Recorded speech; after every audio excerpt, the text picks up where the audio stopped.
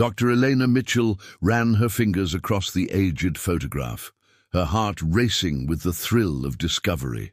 The basement archives of Boston University's Historical Society had yielded many treasures during her research, but this one was different. The large family portrait dated 1875 had been buried within a collection of documents from one of Boston's founding families, the Templetons. "You look like you've found something interesting," remarked Dr. Harris, her department head peering over wire-rimmed glasses. "The Templeton family portrait," Eleanor said, carefully lifting the photograph.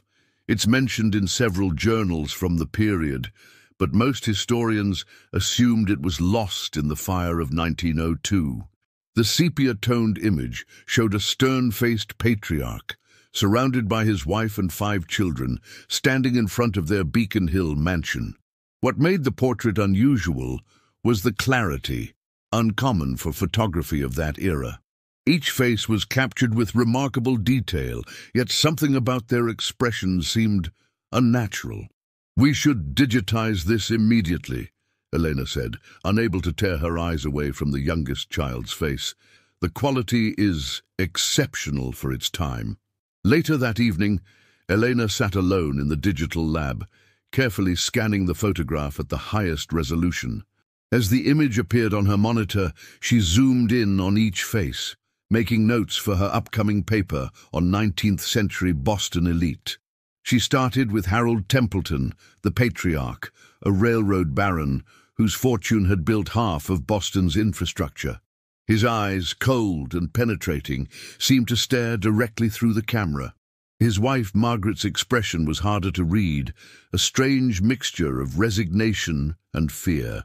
As Elena moved to the oldest son's face and enhanced the clarity, she noticed something odd in his eyes, a peculiar reflection that shouldn't have been there. She adjusted the contrast, revealing what appeared to be faces reflected in his pupils, faces that weren't present in the room.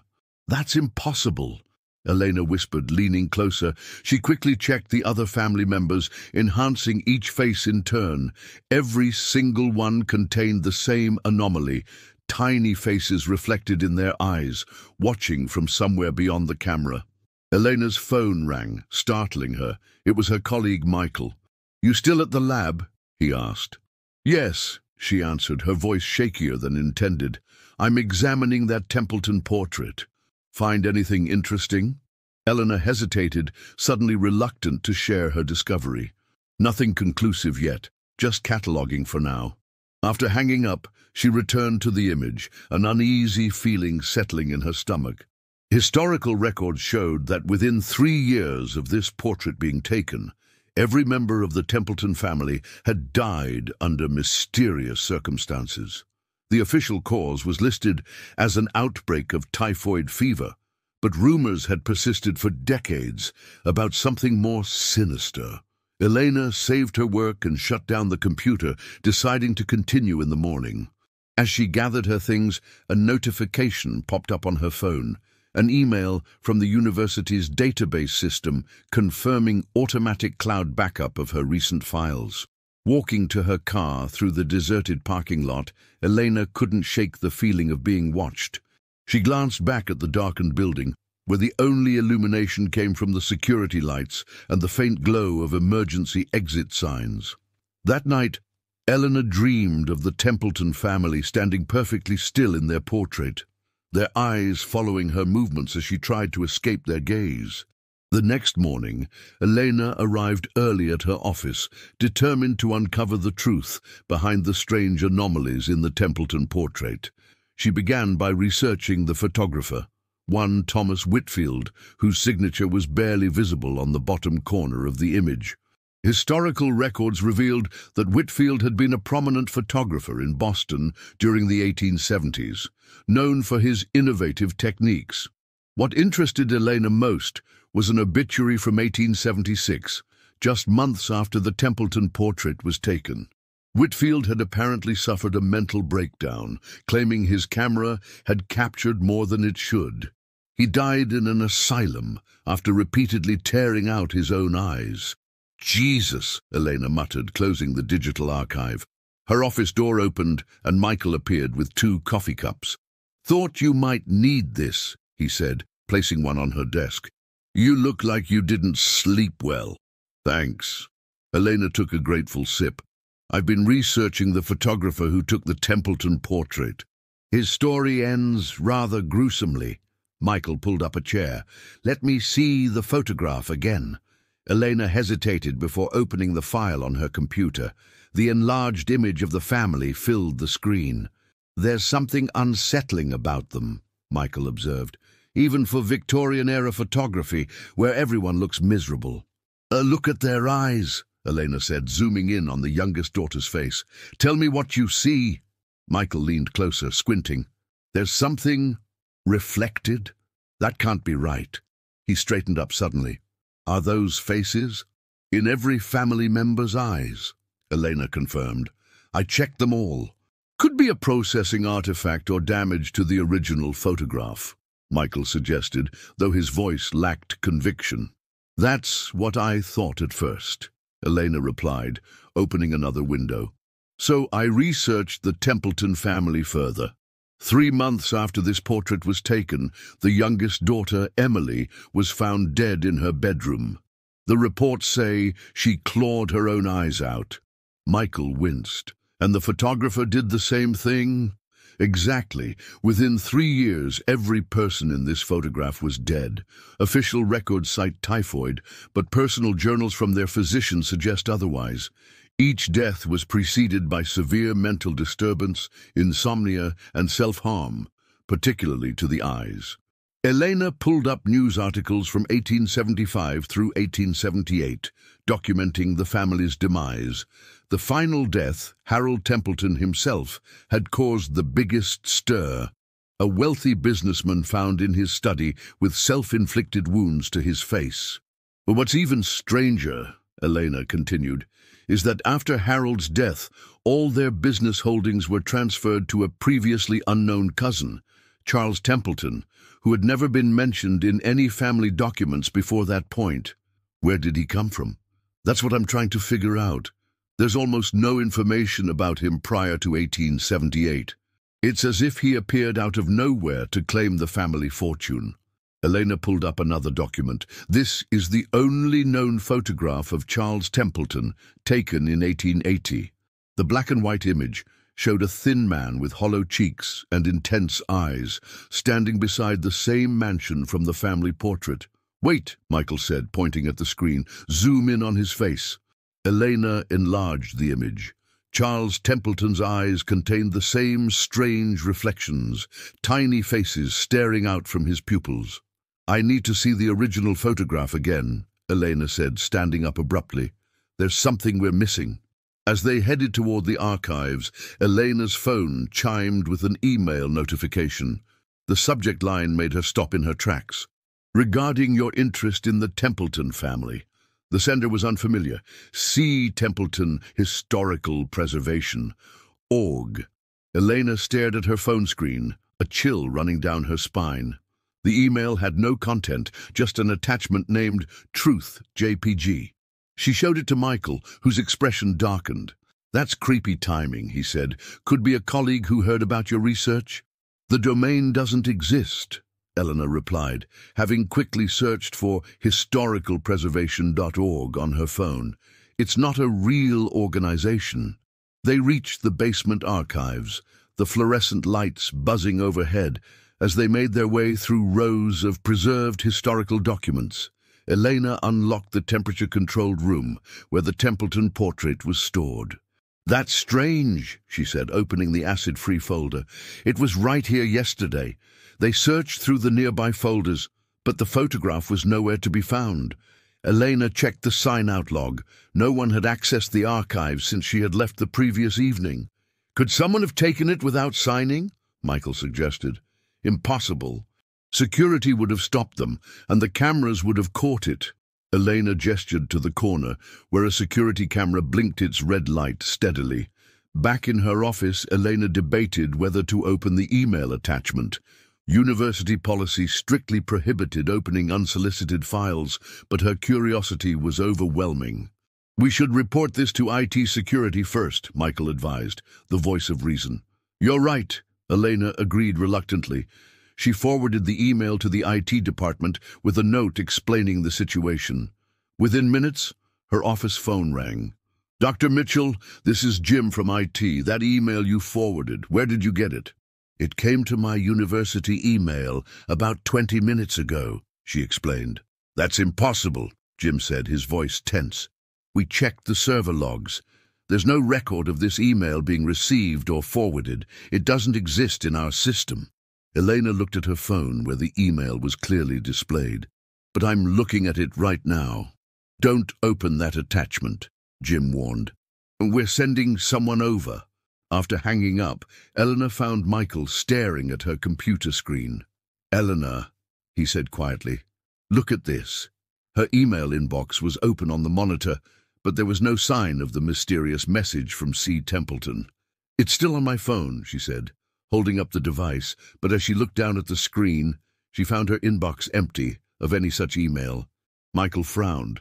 "Are you feeling okay? You've been working long hours." "I'm not imagining things," Elena snapped, more harshly than intended. "You saw it too." Before Michael could respond, Elena's phone chimed again, a text message from an unknown number. "The Templeton legacy continues. Stop your research or join the portrait." She showed Michael the message, but as he reached for the phone, the text disappeared from the screen. "Okay, this is getting weird," Michael admitted. "Maybe we should take a break from this project." Elena shook her head stubbornly. "No. Someone's trying to scare us away from this research. That means we're on to something important." That afternoon, Elena contacted the Boston Historical Society, requesting any information about Charles Templeton. The archivist promised to search their records and call back. While waiting, Elena decided to examine the digital copy of the portrait more carefully. As she enhanced and studied each family member's face, she began noticing something she'd missed before. Behind each person, barely visible in the shadowy background of the mansion, were faint outlines of figures, as if other people had been standing behind the family, just out of focus. When her phone finally rang, Elena answered eagerly. "Dr. Mitchell, this is Margaret from the Historical Society. I've found something unusual about Charles Templeton that might interest you." "I'm listening," Elena said, putting the call on speaker so Michael could hear. "There was no Charles Templeton," Margaret explained, "at least not originally. I found a birth certificate for a Charles Preston, born 1845. He changed his name to Templeton in 1878. Right before claiming the family fortune. Do you have any information about his connection to the family?" "That's where it gets interesting," Margaret continued. "Charles Preston was Thomas Whitfield's assistant, the photographer who took the Templeton family portrait." Elena and Michael exchanged alarmed glances as Margaret continued. "According to Whitfield's journals, which we have in our collection, he was experimenting with new photographic techniques at the time. He wrote about a special chemical process he developed, something he called soul capturing." "Soul capturing," Elena repeated, her skin prickling with goosebumps. "It sounds ridiculous, of course," Margaret said, but Whitfield became convinced his new process could capture more than just a person's physical appearance. He believed it could preserve something of their essence. "And Charles Preston was his assistant," Elena mused. "Did Whitfield mention him in his journals?" "Extensively. Preston was apparently deeply involved in developing the chemical process. Whitfield describes him as unusually invested in our work with the Templeton family." The last entry before Whitfield's breakdown mentions Preston disappearing with some of their equipment and chemicals.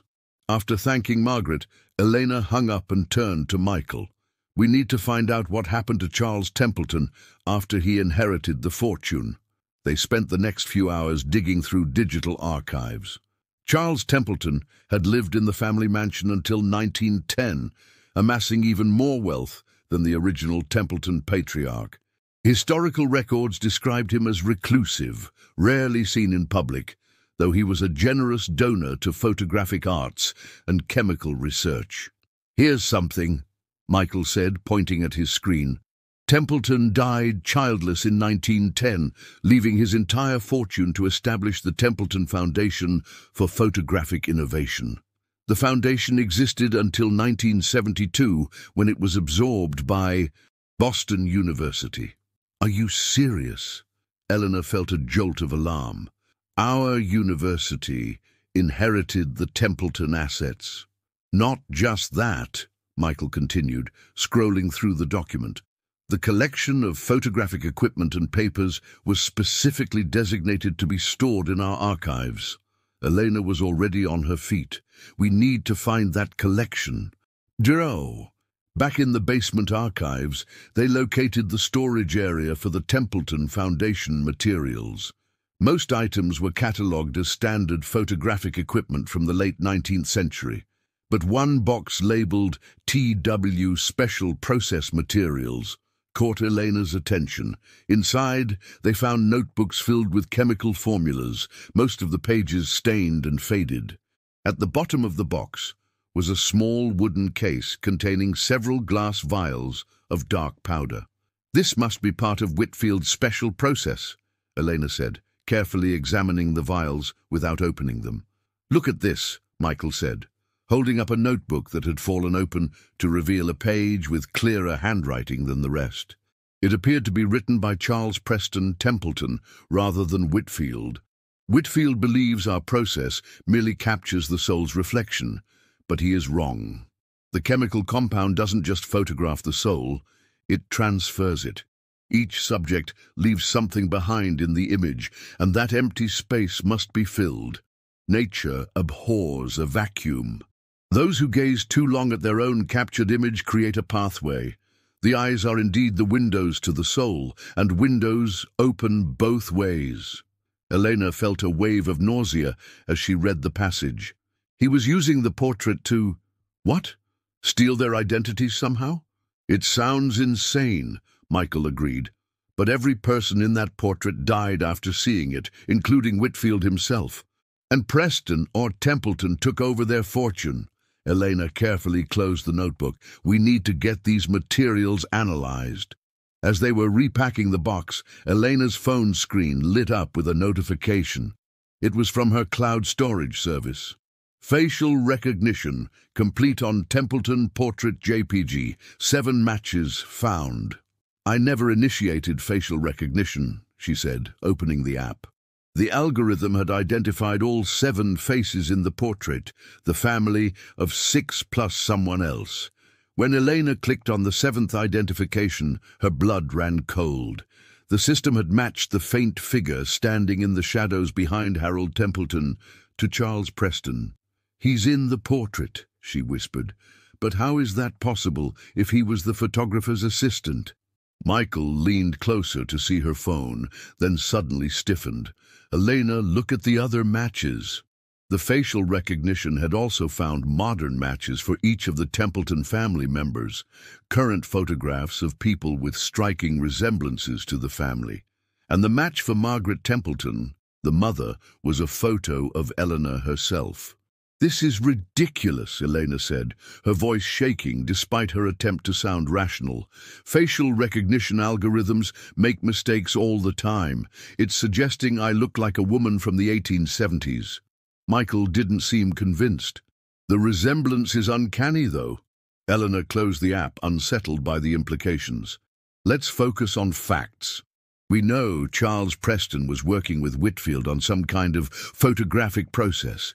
After the portrait was taken, the family members died one by one, and Preston, now calling himself Templeton, inherited everything.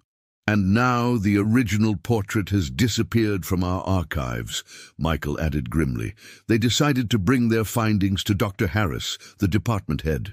As they packed up the materials, Elena received another email notification. This time, it was from the university's security department, requesting she come to their office immediately regarding unauthorized access to restricted archives. That doesn't make sense, Elena said. We have full authorization to be here. At the security office, they were met by the chief of campus security, a stern woman named Director Lawson, who gestured for them to sit. Dr. Mitchell, can you explain why you accessed the restricted materials collection at 2:14 this morning? She asked, turning her computer monitor to show security footage of someone who looked remarkably like Elena entering the code to the archive's most secure room. That's impossible, Elena protested. I was home asleep at 2 a.m. The access log shows your keycard was used, Director Lawson continued, and as you can see, the camera clearly shows you. Michael leaned forward. That can't be Elena. We were together in her office until 7 p.m., and she was clearly exhausted. There's no way she came back in the middle of the night. Director Lawson pulled up another screen. The missing Templeton portrait was removed from storage at 2:17 a.m. and has not been returned. Elena felt her world tilting sideways. Someone is impersonating me. Did you see where this person went after leaving the archives? The security footage showed the Elena look-alike walking down the corridor and out of camera range. The next camera picked her up near the exit, where she turned and looked directly into the lens. Even on the grainy security footage, there was something wrong with her eyes. They seemed to reflect light unnaturally, like small mirrors.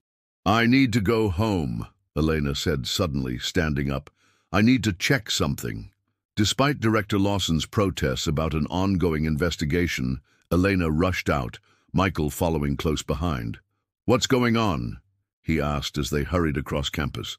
I need to check my apartment, Elena explained. If someone's impersonating me well enough to fool security cameras, they might have been in my home too. Elena's apartment was a small one-bedroom near campus. As soon as she unlocked the door, she knew something was wrong. The layout was the same, but subtle details were different. Books rearranged, a coffee mug on the counter she didn't remember leaving there. Someone's been here, she said, moving cautiously through the rooms. In her bedroom, Eleanor stopped cold. On her dresser sat an antique camera, clearly from the late 19th century, that she had never seen before. Beside it was a developed photograph, the Templeton family portrait. Michael, she called, her voice barely above a whisper. He appeared in the doorway, his face draining of color when he saw the photograph. How did this get here? He asked, approaching cautiously. Elena shook her head, too stunned to speak. The portrait appeared exactly as she remembered, except for one devastating difference. Her own face was now visible in the background, half hidden in the shadows behind Margaret Templeton. We need to destroy it, Elena said, reaching for the photograph. Wait! Michael caught her wrist. Remember what happened to everyone who interacted with this portrait. We need to understand what we're dealing with first. Elena pulled her hand back, realizing he was right. She took out her phone to photograph the evidence, but as she aimed the camera at the portrait, her screen showed something the naked eye couldn't see.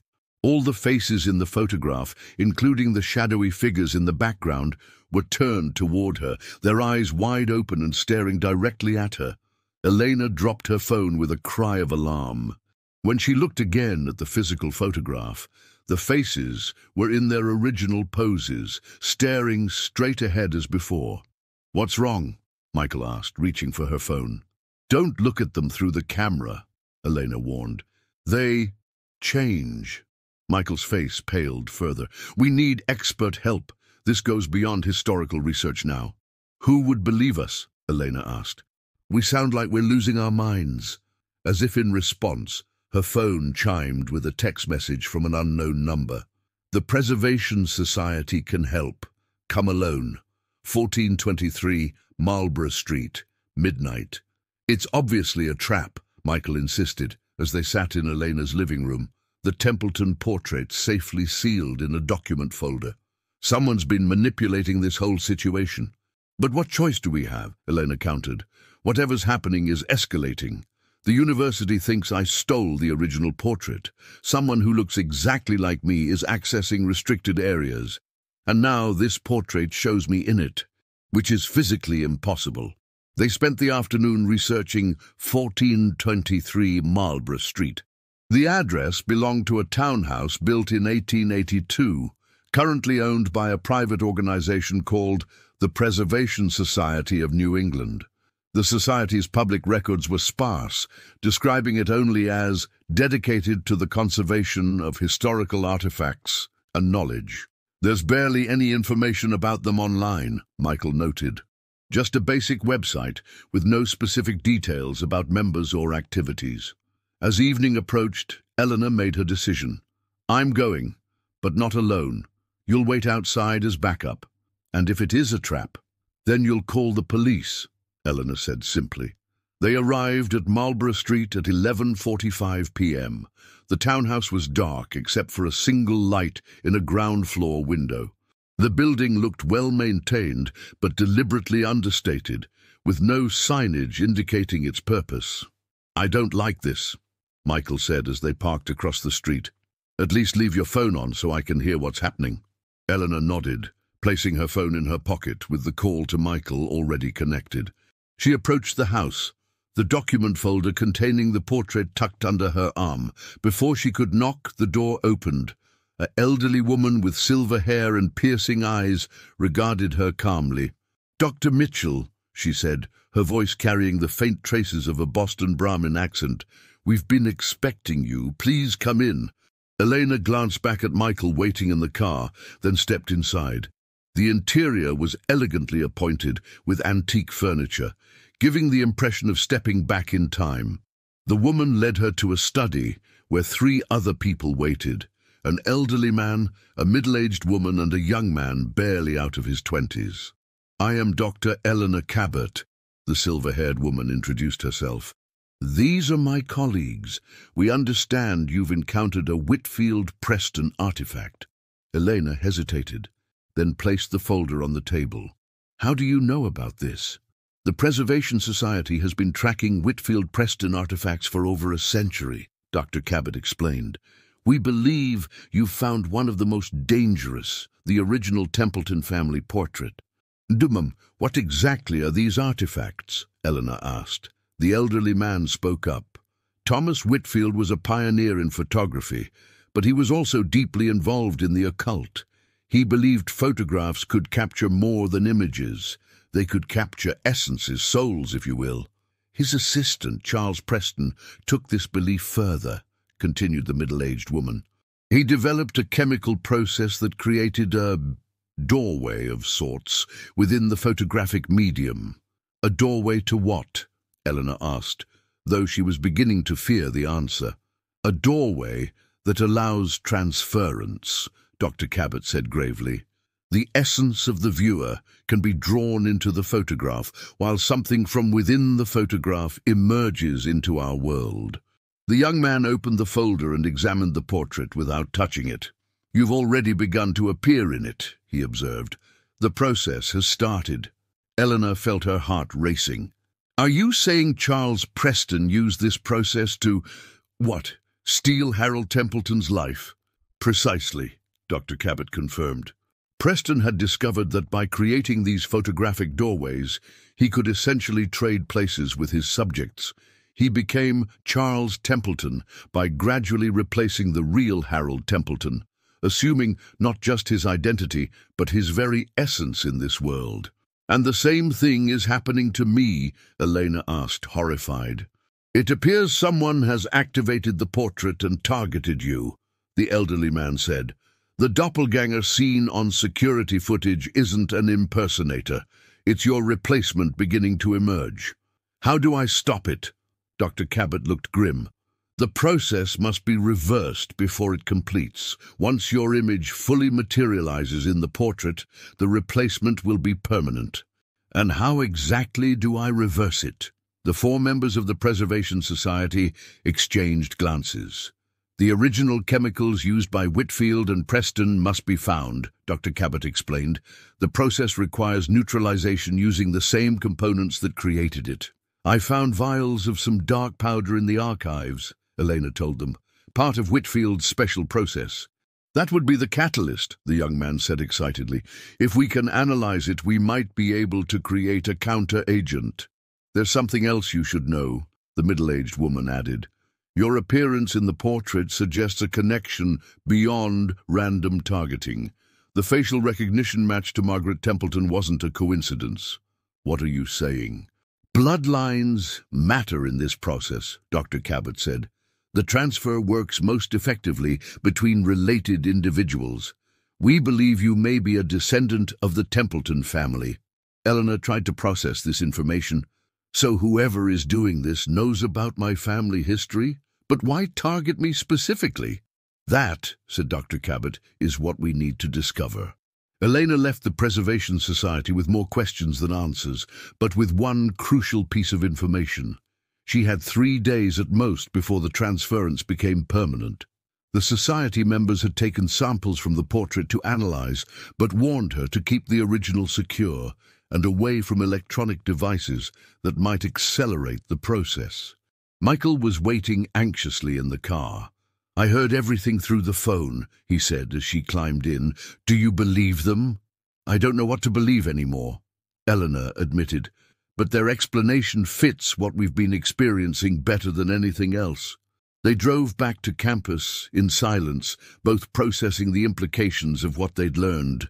Elena needed to retrieve the vials from the archives, but after the security incident, she couldn't simply walk in. I'll get them, Michael offered. Security isn't looking for me. The next morning, Michael successfully retrieved the box of Whitfield's materials from the archives.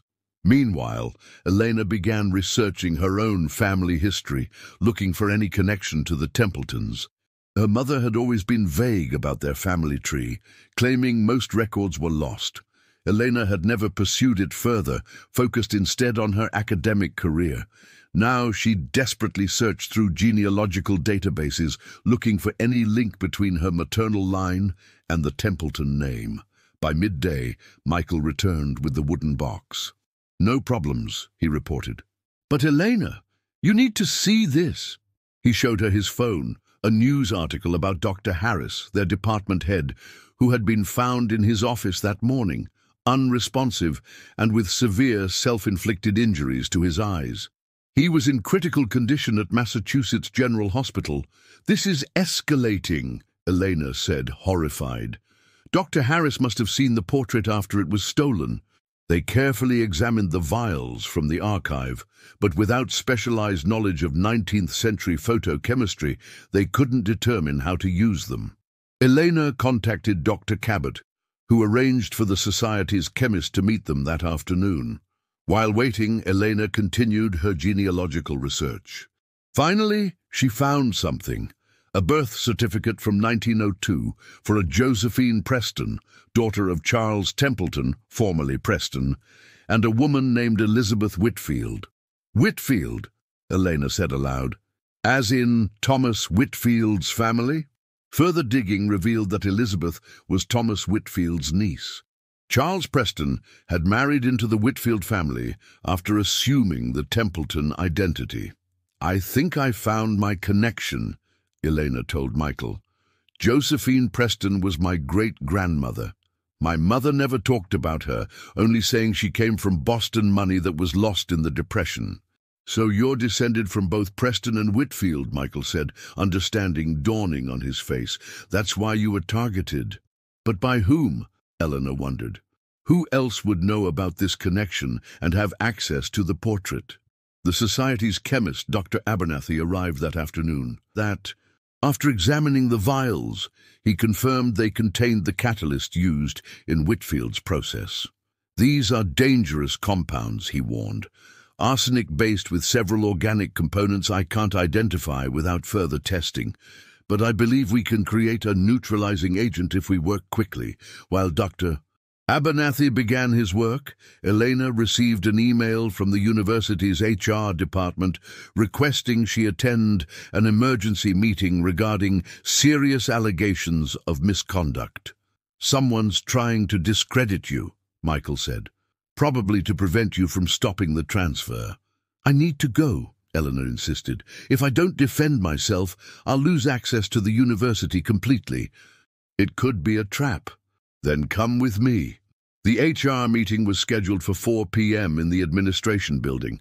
When they arrived, the office was strangely quiet, with no receptionist at the front desk. Hello? Eleanor called out, moving cautiously into the suite of offices. The main conference room door was ajar, showing an empty table inside.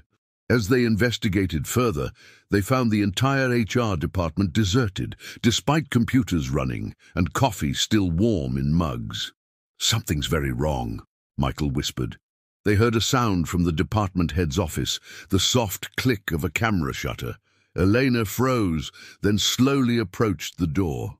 Through the glass panel, she could see an antique camera set up on a tripod, aimed at an empty chair. Next to it stood a figure with its back to the door. As if sensing their presence, the figure turned. Elena gasped, staring at her own face, her doppelganger smiling coldly back at her. The entity's eyes were wrong, reflective like mirrors, showing tiny faces within them. "Run!" Elena whispered to Michael, backing away slowly. The doppelganger moved with unnatural speed, reaching the door and flinging it open. "You can't escape what's already begun," it said, its voice an eerie echo of Elena's own. "The portrait is nearly complete."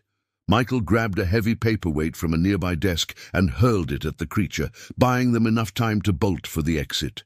As they ran down the corridor, they could hear it following at a measured pace, as if confident in its pursuit. They burst out of the building and into Michael's car, speeding away from campus toward the Preservation Society. Elena's phone rang. "Dr. Cabot." "We've analyzed the portrait," she said without preamble. "The process is accelerating. Your image is becoming more solid within the photograph. You have less time than we thought, perhaps only hours now." "My doppelganger," Elena gasped. "I just saw it. It's fully formed." "Then we must act immediately. Dr. Abernathy has prepared the neutralizing agent, but it must be applied directly to the original portrait, while both you and your replacement are present." "How do we force it to be there?" Michael asked. "You don't understand," Dr. Cabot said grimly. "It will be drawn to the final stage of the transfer. It will come to you when you activate the portrait." "So I'm the bait," Elena realized. "Yes," Dr. Cabot confirmed, "and we must move quickly before the transfer completes, or you'll be trapped in the portrait forever." Night had fallen by the time Elena and Michael arrived at the Preservation Society townhouse. Dr. Cabot led them to a basement laboratory where Dr. Abernathy was preparing the neutralizing agent, a viscous solution with an acrid smell that made Elena's eyes water. The chemical reaction must take place at the exact moment both versions of you are present. Dr. Abernathy explained, filling a specialized sprayer with the solution. "The portrait acts as a conduit. When we apply this agent, it should reverse the transfer process." "Should?" Elena asked nervously. "This is theoretical," Dr. Cabot admitted. "We've never attempted to reverse a transfer this far along." The elderly man from their previous meeting, whom Elena now knew as Professor Winthrop, entered carrying a leather-bound book. "I've found Preston's original notes on the process," he announced. "According to this, the transference can only be completed with the subject's consent, willing or coerced." "I haven't consented to anything," Elena protested. "Not consciously," Professor Winthrop agreed. "But interaction with the portrait begins the process. Each time you've studied it, enhanced it digitally, or focused on the faces, you've been drawn further in. And my replacement has been emerging proportionally," Elena finished, understanding dawning. They set up in a circular room with no windows, apparently designed specifically for containing supernatural phenomena. The Templeton portrait was placed on an easel in the center, surrounded by a circle of salt mixed with iron filings and other compounds Elena didn't recognize. "A precaution," Dr. Cabot explained, noting Elena's questioning look. "Now we need to activate the final stage of the transfer to draw your doppelganger here." "How?" "You must look deeply into your own image in the portrait and acknowledge it as yourself," Professor Winthrop instructed. "The transference requires recognition." Elena approached the portrait cautiously. In the sepia-toned image, her face was now clearly visible behind Margaret Templeton, no longer a shadow, but almost as solid as the original family members. Her expression in the photograph was one of confusion and growing horror, as if she was gradually becoming aware of her imprisonment. "When your double arrives, we must act quickly," Dr. Abernathy said, readying the sprayer. "The neutralizing agent must cover the entire photograph while both of you are present in this room." Michael positioned himself near the door, armed with a vintage silver letter opener that Professor Winthrop had insisted would slow the entity if necessary. Taking a deep breath, Elena focused on her image in the portrait. "I see myself," she said clearly, making eye contact with her photographed self. "I recognize my own face trapped within this image." The room temperature plummeted instantly. The electric lights flickered, then stabilized at a dimmer intensity. A heavy silence fell, broken only by the sound of Elena's rapid breathing. "It's coming," Dr. Cabot whispered, backing away from the circle. They heard footsteps on the stairs leading to the basement, measured and deliberate. The door to the circular room opened slowly, revealing Elena's perfect double. It stood in the doorway, head tilted slightly as it surveyed the scene with its mirror-like eyes. "How predictable," it said, its voice identical to Elena's but with an underlying hollowness. "The society always interferes." "Who are you, really?" Elena demanded, fighting to keep her voice steady. The doppelganger smiled, an expression Elena recognized as her own, but had never seen from the outside. "I am Charles Preston's legacy, his greatest achievement." It stepped into the room, seemingly unconcerned by their preparations. "And you, my dear descendant, are my ticket to another century of existence. You've been doing this for generations," Elena realized, "transferring yourself into descendants of the original bloodline." "Bloodlines matter," it echoed Dr. Cabot's earlier words. "The transfer is cleaner, more complete, and yours, combining both Preston and Whitfield, is particularly suitable." Dr. Abernathy tensed, ready with the sprayer as the entity moved closer to the circle. "Stay back, Michael," Elena warned as her friend gripped the silver letter opener tightly. The doppelganger's gaze fixed on the portrait. "You've been a fascinating subject, Dr. Mitchell. Your academic curiosity made you so easy to manipulate. All I needed was to ensure the portrait was discovered and bring it to your attention." A horrible realization dawned on Elena. "Dr. Harris. You used him to place the portrait where I would find it." "He served his purpose," the entity confirmed coldly, "as did many others through the decades." It took another step forward, now just outside the circle of iron and salt. "The transfer is nearly complete. You can feel it, can't you, the pull toward the portrait, the sense of your consciousness stretching thin?" Elena could indeed feel it. A strange vertigo that made the room seem distant, as if she were viewing it through the wrong end of a telescope. "Now!" Dr. Cabot commanded. Dr. Abernathy activated the sprayer, directing a fine mist of the neutralizing agent toward the portrait. Simultaneously, Professor Winthrop began reciting words from Preston's notebook, his voice rising above the sudden howl of wind that filled the windowless room. The doppelganger lunged forward with inhuman speed, crossing the protective circle as if it weren't there. It grabbed Elena by the throat, its touch burning cold.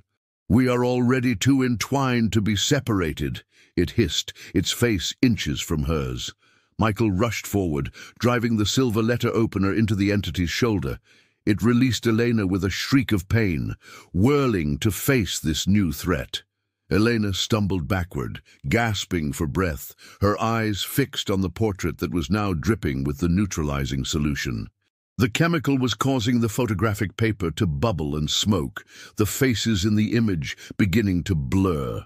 The doppelganger seemed to feel this effect, its movements becoming jerky and disjointed. "No!" it screamed, abandoning Michael to lunge for the portrait. "Complete the recitation," Dr. Cabot shouted to Professor Winthrop, who had faltered at the entity's attack. The elderly professor resumed his reading, the strange words echoing in the circular chamber. Dr. Abernathy continued spraying the portrait until the container was empty, the solution now completely covering the image. The doppelganger reached the portrait and touched it with both hands. As it did, a blinding flash filled the room, accompanied by a sound like glass shattering on a massive scale. When Elena's vision cleared, she saw her double frozen in place, one hand still touching the portrait. Cracks were spreading across its skin like a porcelain doll breaking apart. Through these cracks, light spilled out, not warm like sunlight, but cold and blue like distant stars. "Elena, quickly," Dr. Cabot urged, pulling her toward the portrait. "Touch it now, while the connection remains." Fighting her instinct to stay away from the deteriorating image, Elena placed her palm against the photograph next to her double's hand. The sensation was immediate, like plunging into ice water and being burned simultaneously. She felt something flowing back into her, memories, sensations, pieces of herself she hadn't realized were missing. The doppelganger's cracks widened, revealing not flesh beneath, but a swirling darkness filled with tiny points of light. It turned its face toward Eleanor one last time, its features now barely recognizable as human. "This isn't over," it whispered, its voice now a chorus of many voices speaking in unison. "The doorway remains open." Oh, with a final, terrible sound, half scream, half sigh, the entity collapsed inward, imploding into nothingness. The portrait on the easel burst into blue flames that gave off no heat, consuming the image in seconds and leaving only ashes. Elena fell to her knees, overwhelmed by the rush of energy returning to her. Michael was at her side instantly, supporting her as she swayed. "Is it over?" he asked, looking to Dr. Cabot. The silver-haired woman approached the ashes cautiously. "The transfer has been reversed," she confirmed. "But Preston's creation was right about one thing. The doorway he and Whitfield opened still exists. It has merely lost its anchor in our world." "What does that mean?" Eleanor asked weakly. "It means we've won a battle, not the war," Professor Winthrop said gravely. "The entity will seek another conduit, another descendant of the bloodline." "But we've destroyed the portrait," Michael protested. "The portrait was merely one manifestation," Dr. Cabot explained. "There are others. All of Whitfield and Preston's work carried the same potential. That's why the Preservation Society exists, to find and neutralize these artifacts before they can be activated." Eleanor struggled to her feet. "You want me to help you find them?" It wasn't a question. She could feel it now, a sensitivity to something she couldn't quite name, an awareness that hadn't been there before. "You're connected to them," Dr. Cabot confirmed. "The process has marked you. You'll sense them as they sense you. So I'm still in danger." "We all are," Professor Winthrop said, "but knowledge is our best defense. And now you have more knowledge of this threat than almost anyone alive." The following days passed in a blur as Elena recovered from her ordeal. The physical symptoms, exhaustion, sensitivity to light, occasional disorientation, gradually subsided, but the psychological impact lingered. Each mirror held a moment of terror before she confirmed the eyes looking back were truly her own. Michael remained steadfastly by her side, helping her navigate the professional fallout. The university had found security footage showing what appeared to be Elena returning the Templeton portrait to the archives, though Elena herself had no memory of this event. Dr. Harris remained hospitalized but stable, with no recollection of how he'd been injured. "The entity was covering its tracks," Dr. Cabot explained when Elena reported these developments, "creating a narrative that would allow you to return to your life without suspicion." Elena had joined the Preservation Society as a consultant, using her academic credentials to access collections that might contain other Whitfield Preston artifacts. She developed a methodology combining historical research with the strange new sensitivity she'd acquired, a prickling sensation at the back of her neck when in proximity to potential threats. 1 week after the confrontation, Elena sat in her office reviewing digitized journal entries from Charles Preston's later years. The journals had been discovered in a hidden compartment during renovations to the old Templeton mansion in the 1950s. "Listen to this," she said to Michael, who was helping catalogue the materials. "The transference process is not merely physical, but generational. What cannot be completed in one lifetime may continue through bloodlines, each new vessel carrying forward the work until completion." "What does he mean by completion?" Michael asked. "I'm not sure," Elena admitted. "But there's more. The ultimate goal is not merely to extend one life, but to open the door permanently, allowing free passage between the worlds of image and reality." A knock at her office door interrupted them. Dr. Cabot entered looking grave. "We've found another one," she said without preamble. "A daguerreotype in a private collection in Providence. The owner reported his wife becoming increasingly distant before disappearing 3 days ago. When police investigated, they found an exact duplicate of the missing woman in the house, claiming to be the real wife." "Has it progressed far?" Elena asked. "The transference appears nearly complete. We must move quickly." Elena gathered her materials, including a vial of the neutralizing agent Dr. Abernathy had synthesized in larger quantities. "What about the real wife? If she's visible in the daguerreotype, there's a chance we can reverse the process, as we did with you," Dr. Cabot said. "But time is critical." Muttered Dame as they prepared to leave. Elena paused by her desk, staring at a framed photograph of her mother, the daughter of Josephine Preston's daughter. "I've been wondering," she said slowly, "if my mother knew about any of this. She was always so vague about our family history, almost deliberately so." "Perhaps she was protecting you," Michael suggested. "Or perhaps she didn't know herself." "There's one way to find out," Elena decided, picking up her phone. The call to her mother was brief but revelatory. Yes, her mother had been warned by her grandmother Josephine about the family curse, though she'd dismissed it as superstition until Elena had begun having nightmares as a child, describing people trapped in photographs who wanted to wear her skin. "Why didn't you tell me?" Elena asked, her voice catching. "What was I supposed to say?" her mother replied. "That our family was haunted by some sort of photographic demon. I thought it was just old family folklore until your nightmares started. Then I got rid of all the old photographs in the house, and you seemed to forget. But they found me anyway." "They?" Her mother's voice sharpened with alarm. "It's a long story," Elena said, "but I'm safe now, and I'm working with people who understand what's happening." After the call, Elena sat in silence for a moment, processing this new information. "You were targeted from childhood," Dr. Cabot observed. "The connection runs deeper than we realized." Elena nodded, a new determination settling over her. "Which means I might be the best chance we have of ending this permanently." As they left her office, Elena glanced at her reflection in the window. For just a moment, so briefly she might have imagined it, she thought she saw something move behind her image, a shadow taking shape.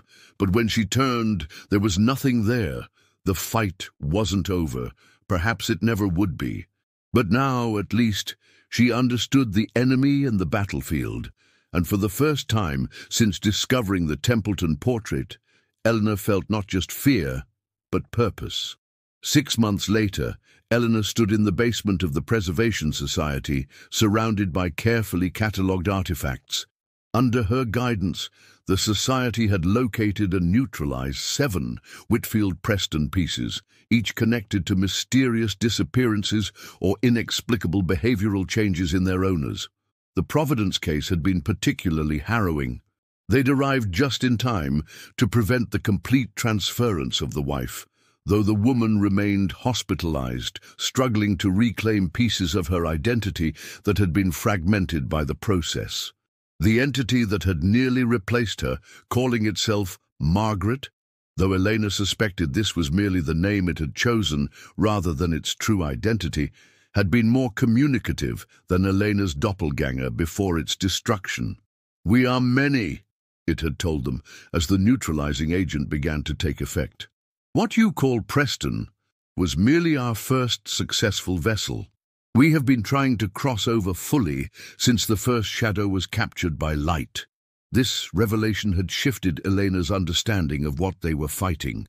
Not merely Preston's consciousness extending itself through generations, but something older and more alien that had found in early photography a pathway into our world. Today, they were preparing for what might be their most significant operation yet. Through painstaking research, Elena had traced the ownership history of Whitfield's original camera, the one used to create the Templeton portrait, and, presumably, the first vessel for whatever had possessed Preston. The camera had passed through multiple hands before being donated to the Museum of Photographic History in Rochester, New York. Recent reports of a museum curator exhibiting radical personality changes had triggered Elena's newly enhanced instincts. "The transportation team is ready," Michael announced, entering the room. In the month since their ordeal, he had become an official member of the society, applying his archival expertise to their mission. Their relationship had deepened as well, forged in the crucible of shared danger. The nature of their work made it difficult to connect with people who couldn't understand what they'd experienced, drawing them closer together by necessity and choice. "Any word from Dr. Abernathy?" Elena asked, checking the specialized equipment they'd developed for dealing with larger artifacts. "He's synthesized enough neutralizing agent to treat the camera and anything else we might find," Michael confirmed. "Dr. Cabot is briefing the team now." The society had expanded its field operations, recruiting individuals with relevant skills. Historians, chemists, security specialists, all sworn to secrecy about the true nature of their work. To the outside world, they were conservationists specializing in dangerous antique materials. Elena gathered her notes for the final briefing. Among them was her most recent discovery, a letter from Thomas Whitfield to his niece Elizabeth, written shortly before his breakdown. "I fear what Charles has become. The process was never meant to create a doorway, only to capture the essence of a moment. He has perverted my work, inviting something through that should never have crossed the threshold between worlds. If you receive this, destroy all photographs he has taken of you or the family. Do not look upon them for too long. What gazes from those images is no longer human, if it ever was." Elizabeth had eventually married Preston despite her uncle's warning, becoming the mother of Josephine, Elena's great-grandmother. Had she been coerced, or was she a willing participant in Preston's plans? The historical record offered no clear answers. "You've been quiet today," Michael observed as they walked to the briefing room. "Just thinking about bloodlines," Elena replied. "Preston, or whatever was using him, has been planning this for generations. My entire family history has been shaped by this entity's agenda." "But you broke the pattern," Michael reminded her. "You fought back." Elena nodded, taking comfort in this truth. She had not only survived, but had turned her connection to the entities into a weapon against them. The sensitivity that had made her vulnerable also made her their most effective hunter. The briefing was concise and focused. Dr. Cabot outlined the plan. A small team would enter the museum after hours, locate the camera, and neutralize it using their established protocol. If the curator had been compromised, they would attempt to reverse the transference. "Questions?" Dr. Cabot asked as she concluded. "What if the camera isn't the source?" asked one of the newer team members, a former art crimes investigator. "What if the curator came in contact with something else?" "That's why Dr. Mitchell will assess the situation first," Dr. Cabot explained. "Her sensitivity to these artifacts will guide us." Elena had grown accustomed to the sidelong glances her sensitivity occasionally earned her. Those who hadn't witnessed what she had sometimes struggled to fully believe, accepting the effectiveness of their methods without embracing the supernatural implications. As the team dispersed to prepare, Dr. Cabot drew Elena aside.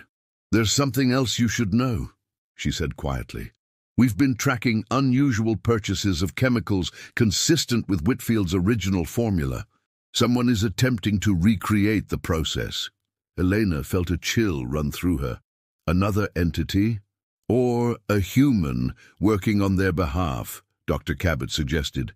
Either way, it indicates that neutralizing the existing artifacts may not be enough.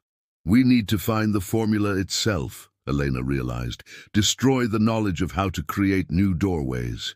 Precisely. And I believe the camera may contain clues. Whitfield was known to hide notes within his equipment, measurements scratched into metal plates, formulas encoded in serial numbers. This new information added urgency to their mission. If the entities could create new pathways into our world, their work would never end. That evening, as the museum closed to visitors, Elena stood across the street, watching the last employees leave. The operation would begin in 1 hour, once the security shift changed and their inside contact took position. Michael joined her, handing her a cup of coffee. "Ready?" Eleanor nodded, her eyes fixed on the museum's imposing facade. "I can feel it from here," she said quietly. "Like a humming just below the threshold of hearing. The camera. Something connected to it." She sipped her coffee, gathering her strength for what lay ahead. "Whatever we're facing, it's been waiting a long time for this confrontation." Latit. As darkness fell completely over the city, Eleanor thought about the long chain of events that had led her here, from a forgotten photograph in a university archive to the front lines of a war most people would never know was being fought. A war against entities that used images as doorways and human bloodlines as bridges. She thought of her ancestor Josephine, who must have known something of the truth to warn her daughter. Had she also fought back in her own way? How many others in her family line had sensed the wrongness without understanding its source? "It's time," Michael said, checking his watch. Elena took a deep breath and nodded. Whatever waited inside, whatever had been hunting her family for generations, she was ready to face it. Not just to protect herself, but to end a legacy of fear that had shadowed her bloodline for too long. "Let's finish this," she said, stepping forward into the gathering darkness, her reflection momentarily caught in the museum's glass doors. A single figure multiplied infinitely, each image slightly different from the last. Behind her, unseen, the last image lingered a moment longer than the others, its eyes reflecting something that wasn't there before fading into the night.